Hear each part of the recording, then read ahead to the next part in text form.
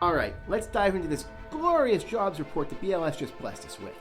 They're claiming we added 254,000 new jobs in September, but here's the catch.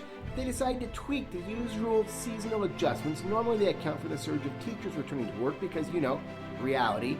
But this time they just glossed over it. If they applied the same adjustments as last year, we'd only be talking about 147,000 new jobs. But who's counting, right? You gotta make that economy look stronger. And get this, there were 231,000 new jobs reported for 16 to 19-year-olds.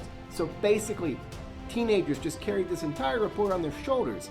I don't know about you, but I didn't think the future of the economy was being propped up by high school kids flipping burgers part-time. But hey, whatever it takes to make those numbers look good, right? Now, to make matters even worse, the unemployment rate apparently dropped to 4.1%, when in reality it should have gone up to 4.3%, maybe even 4.4%, but why let facts get in the way of a good story?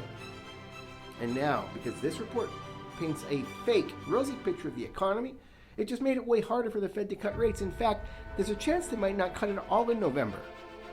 Oh, and thanks to all this creatively massaged data, mortgage rates spiked by 0.27% in one day when the report was released.